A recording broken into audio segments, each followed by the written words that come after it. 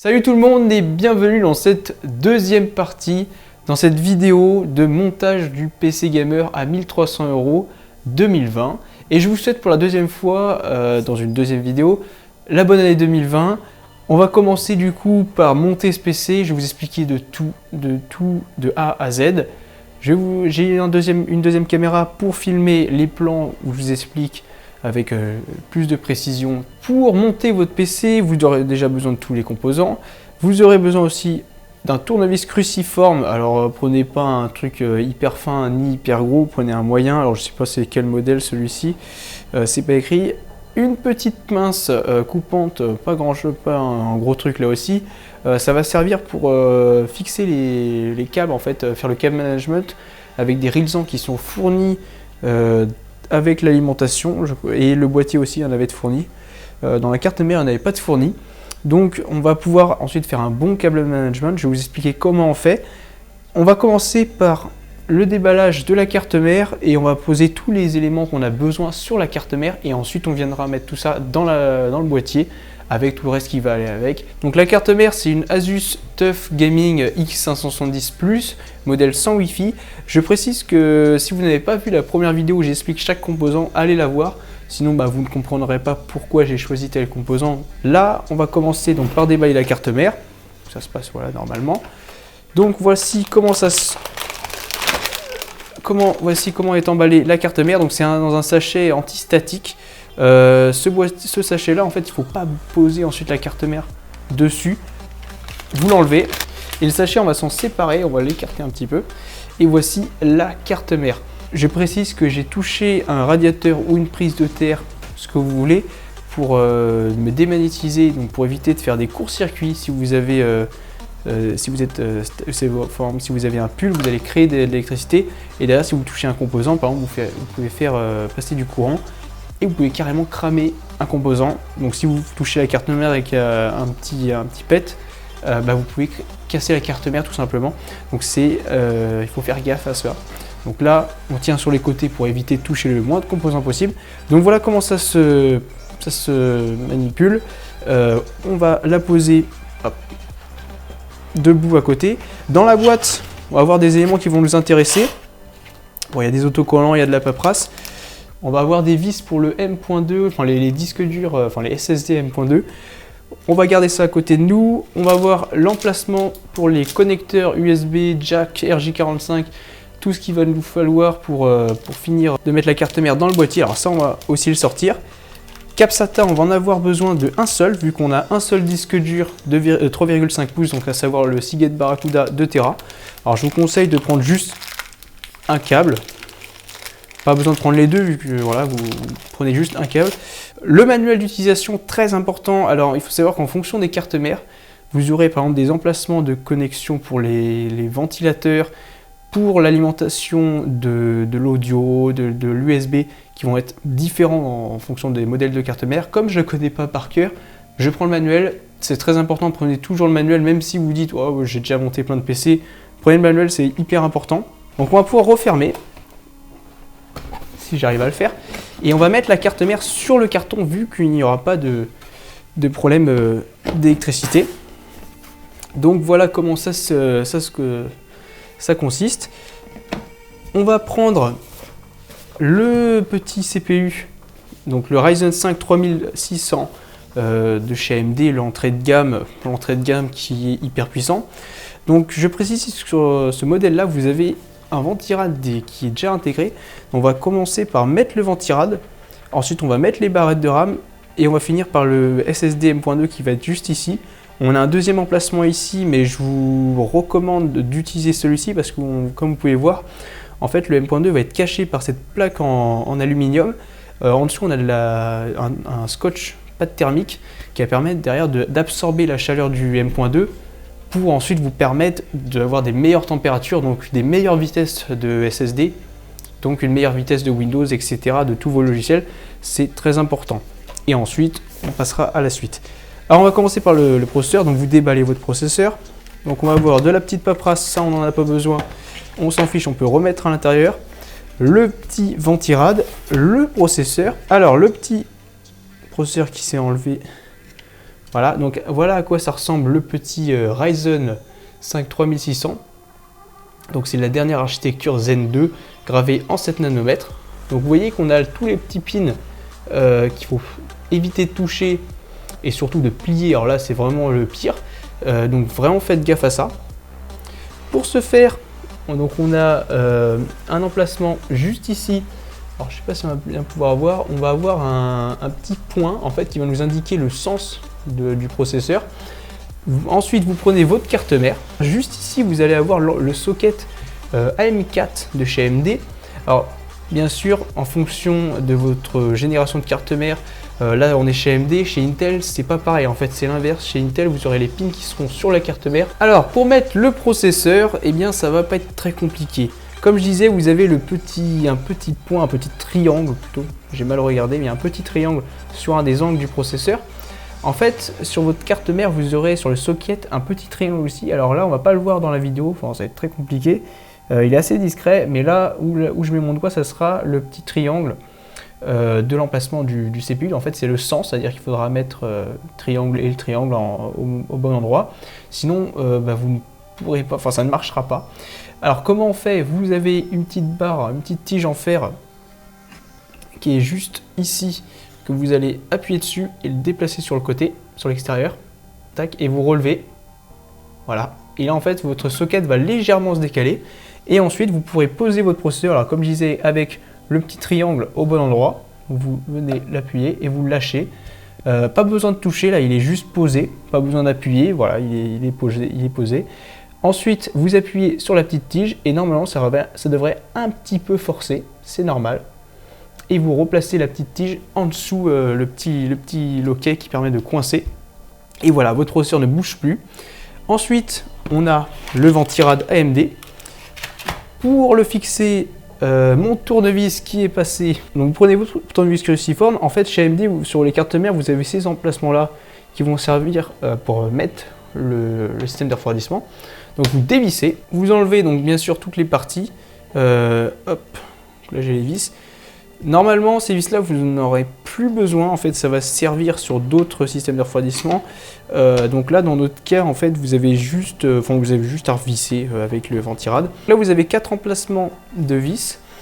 Vous avez votre ventirad que vous prenez. Donc voilà comment ça se passe. Vous avez toute la partie radiateur avec de la pâte thermique qui est déjà posée. Le problème chez AMD, c'est que contrairement à Intel, vous pouvez placer globalement votre ventilateur avec le câble, enfin bien mettre. Là, chez AMD, c'est un peu pénible parce que vous avez l'écriture AMD avec le logo. J'aimerais bien le poser comme ça dans le bon sens pour voir ensuite sur la carte mère, sauf qu'on ne peut pas avec le système de vis. Donc on va le poser comme ceci. Vous n'avez pas besoin de mettre de pâte thermique, c'est déjà préfait. Donc vous posez proprement. Hop là, voilà, donc là c'est posé. Et ensuite vous avez juste à visser. Donc là je visse un côté. Je vissais celui qui est en face. Quand toutes les vis bloquent, ne forcez pas, hein, c'est-à-dire que c'est bon. Vous pouvez voir que le ventirad est bien fixé. Derrière c'est bien fixé, ça ne bouge plus. Vous avez ce petit connecteur qui va servir en fait d'alimenter le ventilateur AMD ici. Alors, il faut vous chercher sur votre carte mère un connecteur 4 pins qui s'appelle CPU fan. Je vous montre juste ici, vous avez écrit en tout petit CPU fan, donc c'est là où vous allez brancher votre connecteur. Alors, il est écrit ici, il faudra faire un truc propre, donc on va le brancher directement. Et derrière, alors comment on pourrait faire un truc propre, histoire que ça se voit pas trop. Voilà, donc là en fait j'ai passé le câble en dessous pour que ça soit le plus discret possible.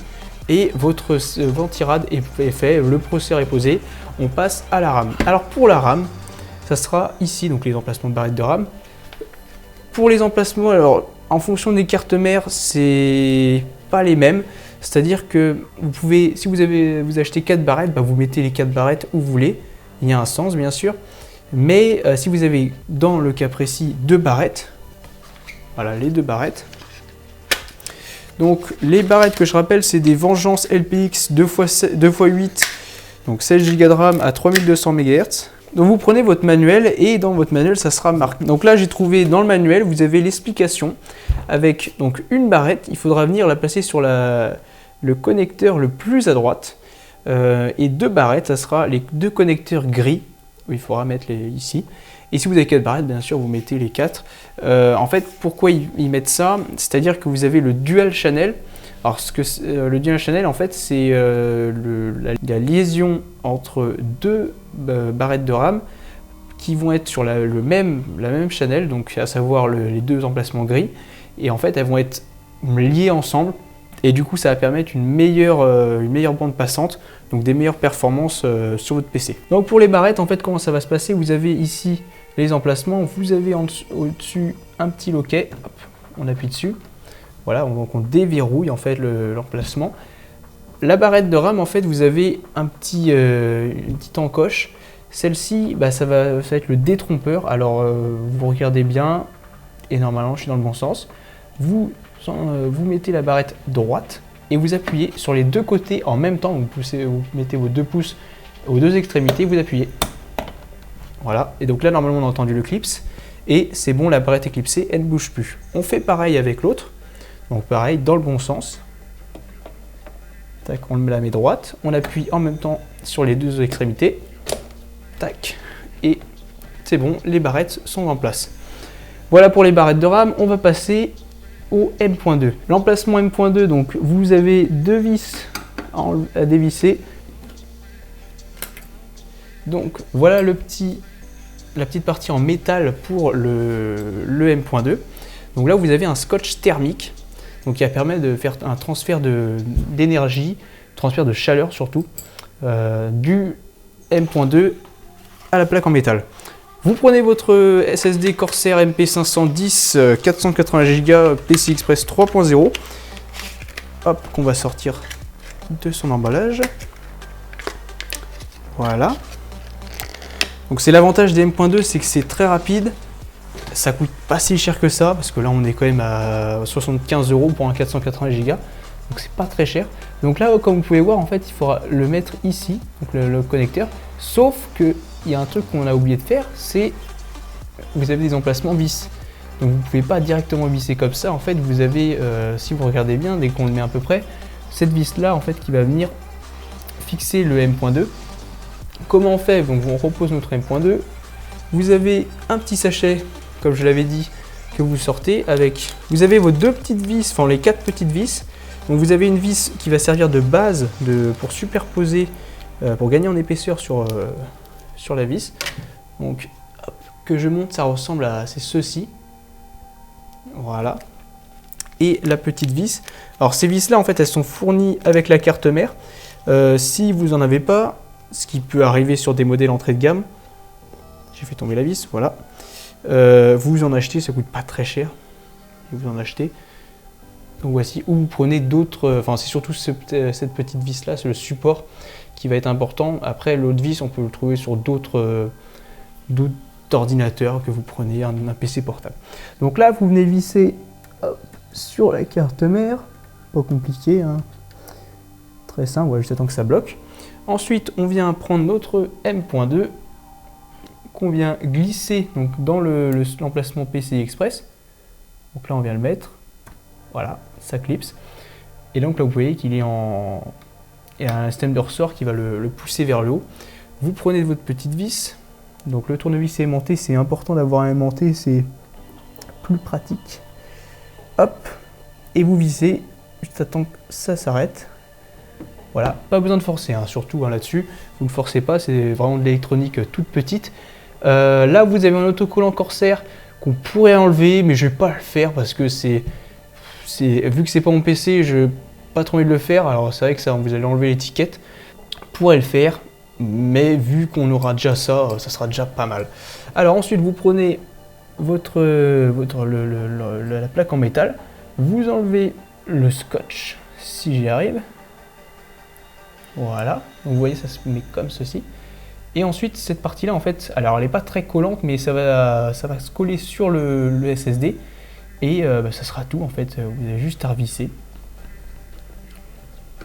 Et voilà, vous avez fixé le M.2, les barrettes de RAM et le CPU avec le Ventura. Donc il y a déjà pratiquement tout qui est fini sur la carte mère, donc c'est pas mal, on a fait une sacrée avancée. Alors ensuite, on va passer au boîtier.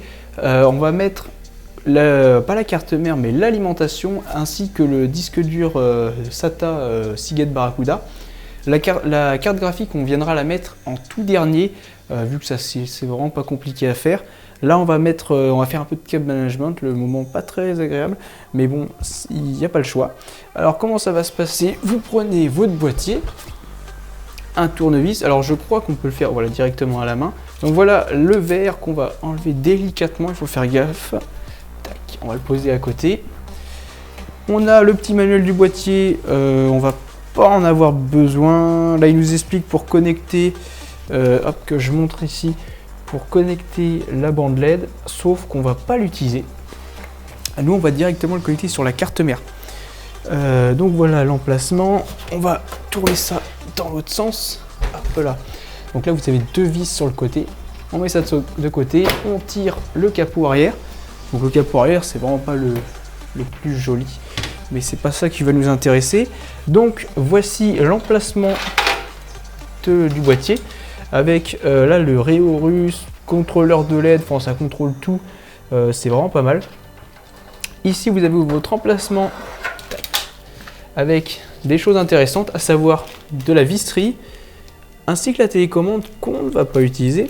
On va faire directement tout à partir du logiciel Asus, ça va être plus simple. Vous avez votre emplacement disque dur, nous on va prendre le Seagate.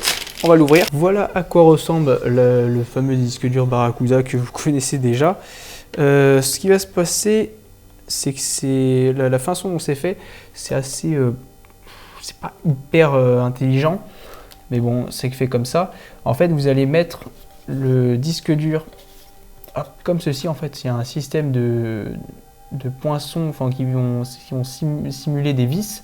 En fait, vous avez 3 emplacements sur chaque côté du disque dur pour fixer le disque dur dans le boîtier, sauf que là c'est un système de clips. C'est plus rapide, c'est plus simple. Après c'est pas forcément beaucoup mieux en termes de stabilité, tout ça. Donc là je l'ai fixé, voilà, c'est hyper simple et ça bouge plus. Voilà. Le truc assez pénible c'est ici. Alors vu que c'est pas si mal fait que ça, en fait je pensais que ça serait un peu limite, mais en fait ça passe bien. Vous avez le connecteur SATA d'alimentation qui va être qui vient de l'alimentation Corsair, et le connecteur de liaison pour le SATA directement sur la carte mère. Donc on vient mettre le disque dur, voilà, donc à son emplacement. Vous appuyez et ça clipse et ça ne bouge plus. Donc voilà, il ne bouge plus. Alors bien sûr, si vous voulez l'enlever, vous appuyez ici et hop, ça s'enlève tout seul. Donc c'est des boîtiers qui sont bien faits, c'est très simple d'utilisation. On va prendre l'alimentation, donc on va décaler le boîtier. Hop là, la bonne grosse alimentation de chez Corsair qui va tout gérer. Donc voilà, hop. Donc les Rilsan qu'on va utiliser à la fin. L'alimentation à la prise 230. Voilà à quoi ça ressemble. Alors là, on a un autocollant que vous pouvez enlever et vous pouvez remettre dans la boîte. Donc voilà l'alimentation avec le petit connecteur. Enfin, c'est vraiment des bonnes aliments, hein, les alimentations Corsair RM avec un X à la fin. Alors je précise qu'il y a les versions I. Alors la version I, j'aurais dû le dire dans la première vidéo, mais la version I, c'est que vous avez du bon côté un mini USB en fait qui va se brancher sur votre carte mère pour ensuite voir les tensions en direct, voir la consommation de votre alimentation, votre PC, voir ce qui rentre, voir ce qui sort en 5 volts, en 12 volts, en 3,3 volts. Donc ça fonctionne très bien, c'est plutôt pas mal si ça vous intéresse. Vous pouvez aussi contrôler le ventilateur. Après, si vous en fichez un peu, sachez qu'elle se contrôle toute seule, ça marche aussi très bien. Voilà, donc c'est pas forcément le besoin que tout le monde a à prendre une alimentation avec un port USB. On a les câbles. Alors les câbles, on va avoir besoin du 24 pins. Donc pour relier la carte mère, on va avoir besoin d'un SATA. Hop là. Là c'est du SATA, là c'est du SATA. Je crois qu'il y a du Molex, donc on va devoir prendre du Molex. Alors s'il y a un emplacement Molex SATA, ça serait pas mal. On va devoir prendre un câble en plus qui est un petit peu pénible. Le Molex, hop là, on en a 4. On en a 4 aussi, bon bah voilà. Vous prenez un Molex en plus, ça va servir pour alimenter la carte, la petite carte mère qui contrôle les LED du boîtier. Ensuite vous avez besoin donc de l'emplacement CPU. Alors le connecteur CPU que voici. En fait c'est marqué CPU dessus, donc c'est hyper simple, vous ne pouvez pas vous tromper. Et c'est les mêmes connecteurs, c'est-à-dire que vous allez devoir brancher sur l'alimentation et sur la carte mère. Donc là notre connecteur d'alimentation CPU. Ici on va avoir un 2x8 pins.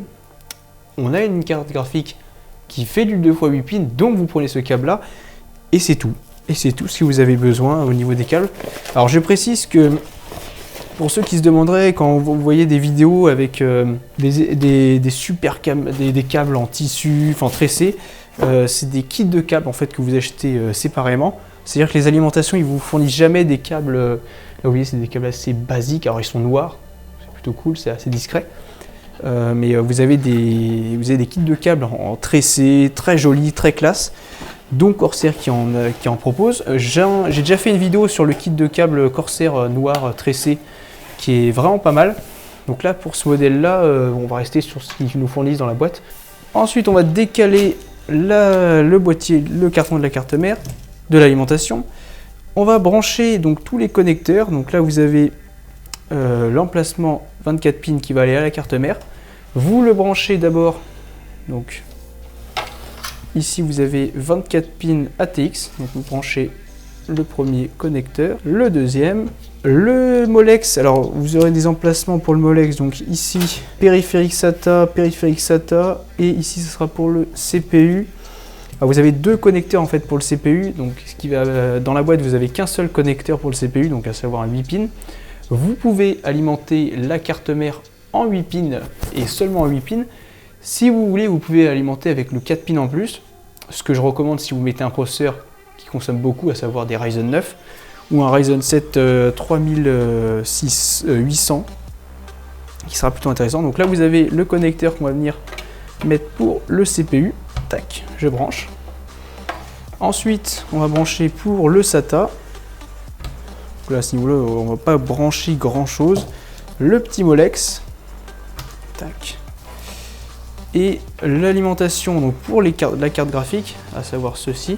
Donc ça va pas être le plus classe c'est sûr, mais si vous voulez vous achetez des connecteurs de bonne qualité pour en tressé plus joli. Donc vous avez pour la carte graphique, vous avez deux emplacements pour ensuite avoir un 8 pins. Donc vous pouvez quand même faire un SLI avec cette alimentation, même si je vous recommande pas de le faire sur une 750 watts, surtout avec une carte graphique comme ça. Si vous en mettez deux, ça va être compliqué. Alors, ensuite, vous revenez dans votre boîtier. Tac. Vous venez mettre votre alimentation. Alors, j'aurais un truc à préciser sur ce boîtier-là, c'est que point de vue alim, c'est tout pourri. C'est vraiment tout pourri. C'est très mal fichu. C'est-à-dire que vous n'avez pas de place en fait pour mettre les câbles. Là, on est obligé d'aller en forcing. J'aime pas faire ça, il n'y a pas le choix.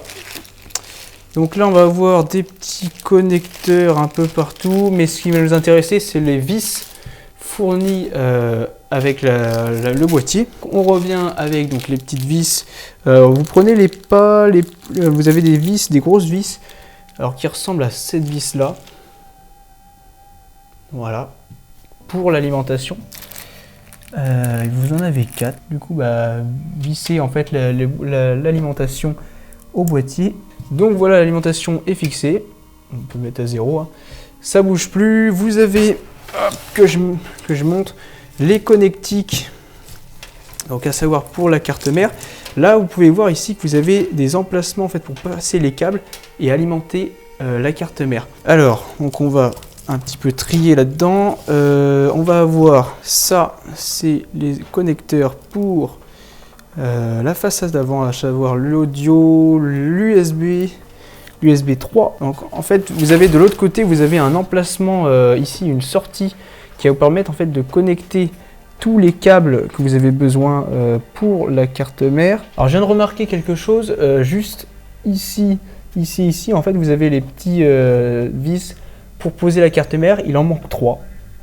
Et heureusement, j'ai eu un peu peur, elles sont fournies dans le petit sachet de vis. Alors c'est celles en or, hop là, que je montre, voilà à quoi ça ressemble. Donc vous prenez les 3. On va avoir besoin derrière, donc comme je disais, vous avez ces trucs là qui vont passer ici. Donc vous les passez ici pour les sortir de l'autre côté. Je vous montre ça, ce que ça donne. Vous laissez cet emplacement ici. Et nous, ce qui va nous intéresser, c'est derrière de poser...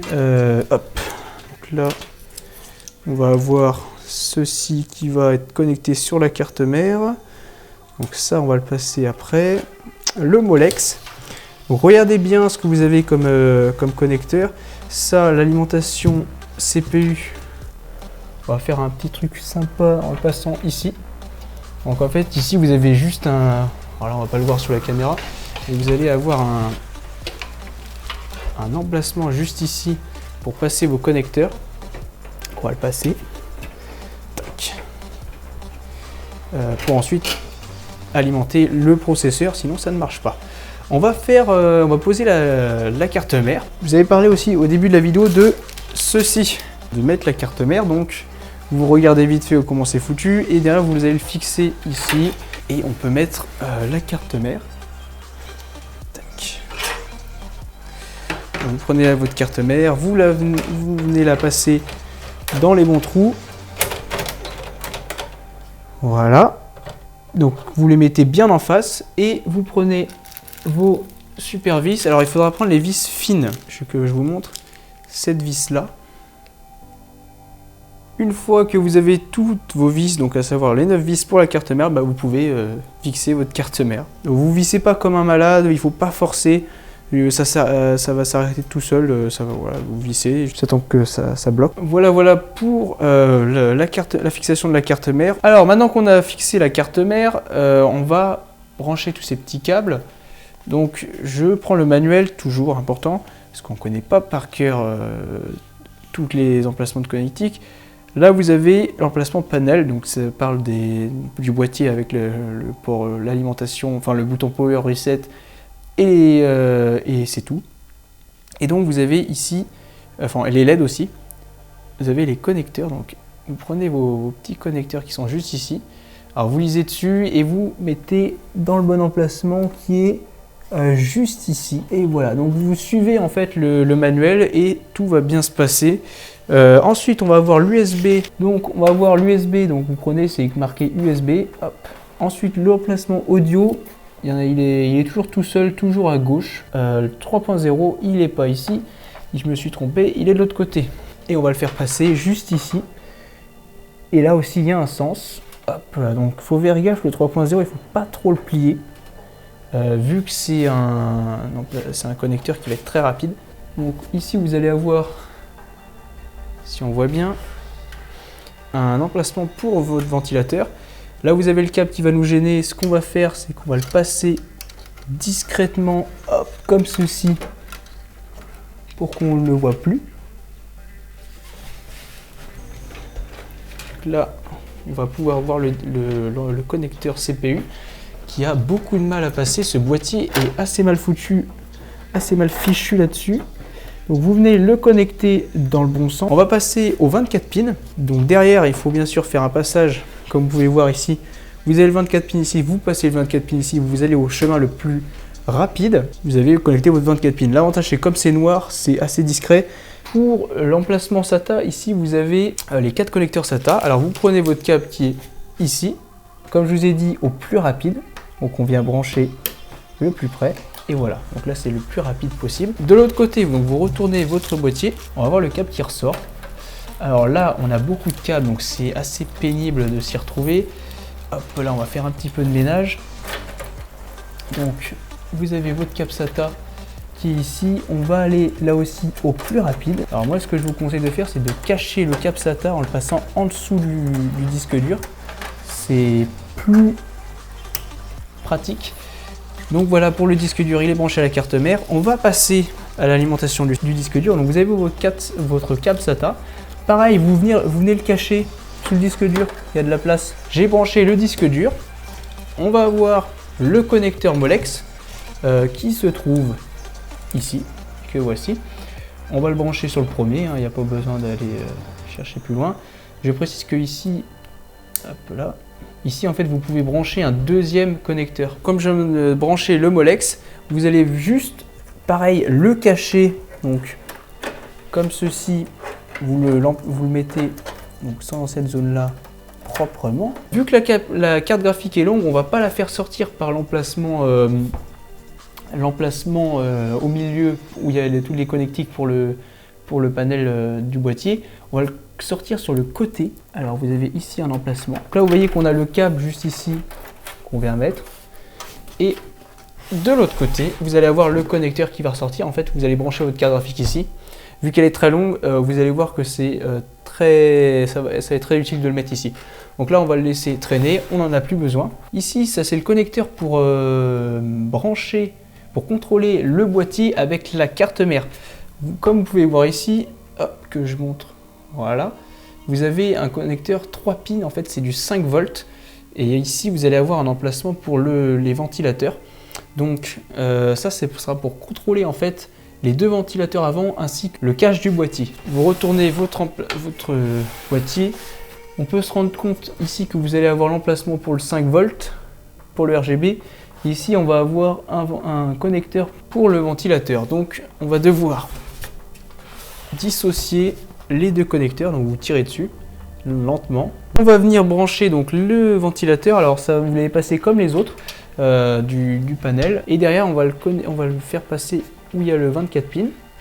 On retourne le boîtier. Ici, le 5 volts. Donc vous venez brancher le ventilateur et ben là vous avez juste le connecteur qui est déjà à votre disposition, donc c'est pas mal. Vous faites en sorte que le câble on le voit pas. Pareil pour ici. Et voilà, donc là vous avez une façade en fait qui est bien câblée. Donc on peut voir ici qu'il n'y a pas de câble qui vient gêner, il n'y a pas un truc moche. C'est bien fait, il faut que vous essayiez d'arriver à un truc comme ça pour pas qu'on voit le moins de fils possible, pour que ce soit le plus propre possible. Par contre, de l'autre côté, comme vous pouvez voir, c'est plus trop intéressant. On va avoir plein de câbles dans tous les sens. Donc le but, ça sera de faire un truc qui sera de caler les câbles ensemble, pour qu'ensuite on puisse mettre. Pour ce faire, vous allez prendre les petits rilsans qui sont fournis. Là, c'est fourni avec l'alimentation, donc vous en prenez déjà un. Et vous allez pouvoir vous munir de votre petite pince coupante. Vous allez venir essayer de donner un petit truc sympa pour pas qu'on voit qu'on puisse pas trop voir les câbles. Là, vous voyez l'emplacement CPU, si on le met comme ça tout seul, c'est pas mal. Donc, ce que vous pouvez faire, c'est derrière fixer le câble ici, ou ici plutôt. Vous venez tirer sur le rilsan. Et on coupera tout à la fin. Ensuite ici vous avez les petits fils, des petits raccords. Nous ce qui va nous intéresser c'est de les mettre ensemble pour plus qu'ils bougent. Alors ici vous avez un emplacement, en fait vous avez sur le boîtier des emplacements pour mettre des rilsans. Et on va s'en servir. Ici en bas on va pouvoir laisser comme c'est. Le 24 pins va nous embêter un petit peu. Enfin en fait il va pas trop nous embêter en fait. Et voilà pour le câble management. Alors, pour vous montrer un peu ce que ça donne, voilà comment c'est fichu. Tout bouge plus, ça ne gêne pas. Derrière, on peut venir couper chaque morceau de rilsan qui va dépasser. Et le dernier, voilà, donc avec 3. Donc vous voyez, avec 3 rilsans, j'ai réussi à faire un truc de pas trop mal. Là, j'ai pas pris de rilsan ici parce que j'avais déjà le petit truc le petit bit audio. Ce qu'on va utiliser du coup maintenant, c'est le capot arrière qu'on va pouvoir remettre parce qu'en fait, on n'a plus besoin de toucher dans cette partie-là. Donc vous prenez votre capot, vous remettez et voilà. Donc vous avez déjà votre emplacement boîtier qui est déjà fini. Ensuite, on va passer à la partie donc façade, donc il reste juste la carte graphique et on aura fini d'assembler le PC. Donc vous voyez que là ça fait à peu près 1 heure que j'enregistre. Alors vous, ça fera pas 1 heure parce que je cuté tous les moments, mais c'est assez rapide en fait. Si vous faites, moi comme j'ai déjà assemblé plein de PC, en 20 minutes, une demi-heure, des PC comme ça, c'est fini. Là, le fait de faire une vidéo, ça prend beaucoup de temps. Donc la carte graphique, l'élément le plus impressionnant, j'ai envie de dire, à part peut-être le CPU aussi qui est quand même sacrément impressionnant. Donc vous sortez votre carte graphique que j'ai déjà présentée dans l'autre vidéo. Donc là, il n'y a plus besoin du manuel. On va avoir la carte graphique qui est ici dans son emballage. On va la sortir. Voici la bête. Voilà, j'ai du mal avec la caméra. Donc je précise que cette carte graphique est juste magnifique. Alors l'avantage de cette nouvelle génération, ici en fait vous avez un emplacement en métal qui permet en fait de rigidifier la carte graphique. C'était le problème des anciennes, c'est que tellement elles étaient lourdes et longues qu'elles penchaient dans le PC, donc c'est assez pénible. Donc là vous n'avez plus ce problème là. Ici quelque chose de très important, des petits scratchs. On va s'en servir, vous allez comprendre pourquoi. Tac. Des petits scratchs Republic of Gamer. Alors c'est une carte graphique qui a 3 emplacements de DisplayPort et un HDMI. Il y a un truc que j'ai pas précisé. Ici vous allez avoir sur la carte graphique, j'ai oublié de le préciser dans l'autre vidéo, un mode, il y a double BIOS sur ces cartes mères là, c'est-à-dire que vous avez un mode performance et un mode quiet. Donc voilà, c'est écrit là, un mode performance, mode quiet. Mode quiet c'est un mode silence. En gros ça va limiter les performances de la carte graphique et du coup les ventilateurs vont beaucoup moins tourner. Vous mettez en mode performance, durée au maximum de ce qu'elle peut faire. Mais je vous le dis honnêtement, sur ces genres de bébés, de gros bébés mais vraiment hyper puissants, ça sert à rien le mode quiet, mais vraiment, en fait ce qui va faire le plus de bruit, ça sera les ventilateurs du boîtier. Après si vous mettez des quiet, c'est sûr que ça sera encore plus silencieux. Mais là, honnêtement, ça sert pas à grand chose en fait, j'ai rien oublié. Vous avez un petit bouton pour éteindre ou enlever, enfin de mettre ou désactiver les LED. Et la backplate qui est magnifique, on va enlever le petit plastique. Comment ça va se passer pour la carte graphique? Vous avez ici des emplacements PCI. Vous allez enlever les 2 premiers, vu que là, votre carte graphique, on aura besoin de 2. Alors en réalité, elle fait 2,7, c'est-à-dire que les ventilateurs prennent un peu plus de place. Mais on vous demande d'en enlever que 2. Vérifiez bien au niveau du connecteur PCI que vous enlevez. Ce sera celui-ci. Donc, pour ce faire, vous tournez le boîtier. Et ici, vous avez un emplacement pour dévisser et enlever les slots PCI que vous avez besoin. Et ici, on vous demande de les plier. Super, j'avais pas fait gaffe à ça. Je déteste quand on fait ça. Donc, vous les pliez. Et juste à temps qu'il casse. Je déteste faire ça. C'est un peu pénible quand il y a un boîtier qui fait ça. Donc, en plus, là, il y a un peu d'électronique, donc il faut faire gaffe. Vous avez, une fois libéré les 2 emplacements, on va avoir besoin de 2 vis pour la carte graphique. Sur votre carte mère, il faudra bien sûr appuyer sur le petit clip pour le slot PCI. Vous prenez votre carte graphique, vérifiez bien que vous avez tout enlevé au niveau des autocollants parce que si vous mettez les autocollants et ensuite ça chauffe, ça peut les faire fondre. Normalement non, mais c'est un peu pénible d'avoir des trucs en plus collés dessus. Alors vous visez bien, on est bien droit, et vous venez enficher votre carte graphique, vous appuyez et ça se clip tout seul. Ensuite, moment un peu pénible, il faudra visser, une fois que c'est fait, la carte graphique est posée. Donc déjà vous pouvez voir qu'on est arrivé à un moment quand même vraiment pas mal. C'est-à-dire que là la carte graphique est posée, on peut voir ce que ça donne au niveau de la config. C'est plutôt sympa, franchement je trouve ça pas mal. On peut voir aussi que la carte graphique est énorme. Alors là, elle fait 30 cm. Je précise que il faut bien vérifier au niveau de la carte mère si vous êtes bon au niveau de l'alimentation. Sinon c'est compliqué. Donc on va prendre les connecteurs PCI. Vous venez brancher le premier. Donc c'est pas très joli comme câble, hein, ça je vous l'accorde. C'est sûr que les câbles de base sont pas ouf. Enfin ils vont être très bien point de vue solidité, alimentation, tout ça, il n'y aura aucun souci. Mais point de vue design, c'est loin d'être les meilleurs. Donc là je viens d'alimenter la carte graphique. Tout est bon. Alors je précise que juste ici vous avez des LED. Quand j'ai alimenté le PC, vous aurez 4 LED, enfin 2 LED normalement qui vont s'alimenter en blanc, si tout se passe bien. Alors là, vous pouvez voir, donc on a les câbles moche. Et on va prendre nos fameux scratch qu'on aime bien. Et on va faire un truc sympa. Voilà, donc Republic of Gamer. Tac. Voilà, donc. Alors il n'y a pas besoin de faire un truc ultra perfectionné. Faire un truc propre comme ceci. Vous avez un emplacement. Alors on peut difficilement faire propre dans ce cas-là parce que vous avez les câbles qui sont pas très jolis. Donc là j'essaye de faire un truc plutôt sympa avec le petit ROG. Donc voici le PC terminé. On va enlever les sacs, les petits plastiques. Vous allez venir enlever le plastique. Voilà, voilà. On a le plastique avant qu'on va enlever aussi. Hop là.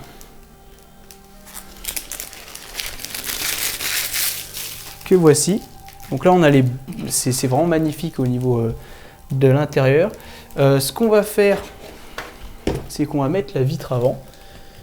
Et normalement, alors la vitre aussi, on a un emplacement interne pour le plastique. On va venir l'enlever. C'est un moment assez agréable. On se dit c'est la fin. Donc j'ai enlevé aussi le plastique avant. On peut venir revisser. Alors c'est sûr que là, vous allez me dire, il faut peut-être que tu testes avant de tout revisser.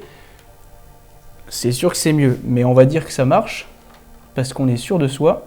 Donc voilà pour le montage du PC, c'est pas compliqué, c'est rapide.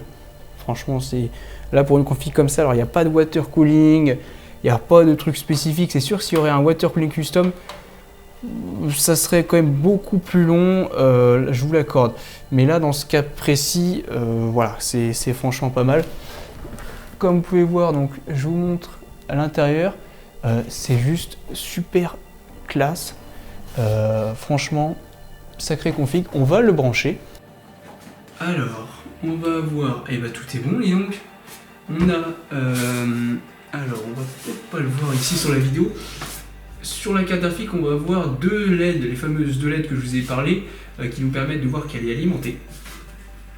Et la carte mère, en fait, on le voit là, vous avez du RGB. C'est le RGB, voilà, le Tough Gaming, c'est très basique. Mais nous, si on veut l'intéresser, c'est ceci. Ah ouais.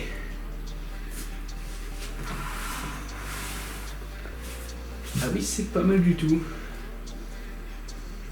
Et bah c'est pas mal du tout, waouh. Super boîtier, hein. Franchement. Le boîtier est très joli, avec le RGB, donc comme vous pouvez voir, on a le RGB, alors si on appuie sur le bouton LED, ça change de mode. On a un mode, voilà. Donc voilà pour la vidéo de montage PC Gamer. Le PC de Gwendal est fini. Voici à quoi ça ressemble. Vous avez bien vu que ce qui était le plus long, le plus compliqué, c'était le câble management. Tout le reste en fait est assez classique, enfin assez simple surtout. Et le résultat franchement, il est vraiment pas mal. Gwendal voulait pas un PC, enfin cherchait pas un PC vraiment RGB. Il cherchait un PC qui soit assez classe quand même un minimum, pas un truc moche, enfin, un truc avec des vieux composants, une carte mère verte ou rouge, enfin un truc, des trucs assez basiques qu'on trouve des trucs no-name par exemple. Là on a quand même un boîtier qui jette quand même clairement, vraiment il jette, les deux ventilateurs en façade, on a plein de modes, l'emplacement cache boîtier qui est RGB, tout adressable, contrôlable avec la carte mère. On a un petit peu d'RGB sur la carte mère, franchement c'est pas ce qui est intéressant. La carte graphique qui est RGB, donc on a la backplate avec le logo Asus en façade, et en dessous on va avoir on va avoir 12 LED pour en dessous, et bah, ça sera tout. Alors c'est sûr, vous pouvez rajouter des barrettes RGB, un ventilateur RGB, vous pouvez rajouter un water cooling RGB, enfin, on peut encore faire beaucoup de choses, mais là sans partir sur quelque chose d'RGB, on est vraiment pas mal. On est sur du matériel qui est vraiment, enfin c'est vraiment top là. Je suis assez content de ce boîtier, à part peut-être que je pourrais retenir du Aerocool Thor, ça serait plutôt l'emplacement de l'alimentation qui est très mal fichu. Et c'est tout ce que je pourrais lui reprocher principalement, c'est vraiment l'alimentation qui est assez mal fichue, et le reste c'est plutôt pas mal pour le prix, et surtout le RGB quoi, c'est vraiment pas mal. La carte graphique, comme je disais, enfin, c'est juste un monstre. Le PC est un monstre et il fait pas beaucoup de bruit là. C'est pas mal. Et la carte graphique, elle penche à peine. Elle penche à peine. Je suis assez étonné. C'est sûr que là, comparé à ma 1080 Ti, là où elle se penche quand même pas mal. J'ai oublié de te regarder, mais on ne le voit pas. Il y a le ventilateur de la carte mère qui tourne normalement. Mais on ne le voit pas à cause de la carte graphique. La carte graphique n'a pas les ventilateurs qui tournent. En fait, c'est normal parce que vous avez un système à partir de telle température, les ventilateurs vont tourner parce qu'en fait, le radiateur qu'on peut voir ici suffit. Bon, juste comme ça, il suffit. Par contre, dès que vous avez commencé à tirer dessus, c'est sûr, les ventilateurs vont s'enclencher pour vraiment donner du boost. Donc là, voilà la config. Je vous mets tous les liens en description si vous avez des questions, sur n'importe quoi, sur le PC ou autre. N'hésitez pas à me mettre un petit commentaire. Et je vous dis à la prochaine vidéo. Salut!